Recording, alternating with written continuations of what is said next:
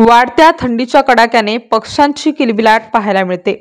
तसेच नांदूरमध्यमेश्वर पक्षी अभयारण्यात वन विभागातर्फे पक्षी गणना घेण्यात आली।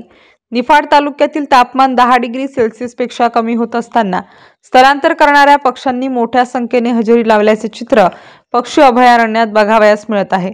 थंडीच्या कडाक्यात सकाळी 7 ते 10 या वेळेत अभयारण्याच्या 11 पक्षी निरीक्षण मचाणवरून पक्षीमित्रांच्या सहकार्याने पक्षी गणना करण्यात आली।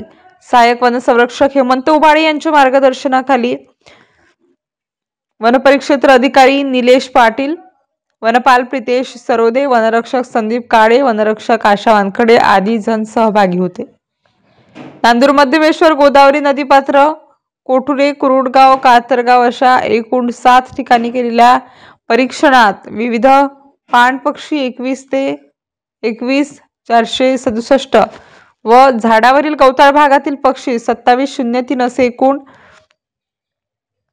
24,170 पक्ष्यांची नोंद करण्यात आली। यामध्ये थापट्या, गारगणी, मार्श हरियर, वेडा, रागू तसेच स्थानिक पक्षी उघड्या चोचीचा बगळा, जांभळा बगळा, राखी बगळा, spot bill duck, spoonbill, river tern, कमळ पक्षी, शेकट्या, नदी सुरई आदी पक्षी आढळून आले आहेत।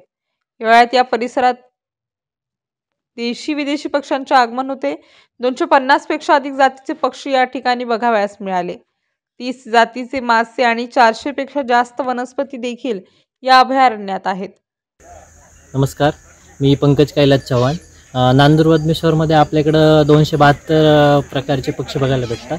आता आपल्याकडे कॉमन क्रेन नावाचे पक्षी आलेले आहे। हे पक्षी आपल्याकडे मंगोलिया, सायबेरिया त्या साईडनी मायग्रेशन करतात। ते गहू हरभरे खाण्यासाठी आलेले आहेत। त्याच्यानंतर आपल्याकडे आता डक स्पेसेसमध्ये Eurasian wigeon, gadwall, northern shoveler, pintail, garganey त्याची मोठ्या प्रमाणात साइटिंग आहे। त्याच्यानंतर राफ्टरमध्ये आपल्याकडे आता मार्श हॅरियर, त्याच्यानंतर स्टार न्यूज साठी मोहसिन पठाण, नाशिक।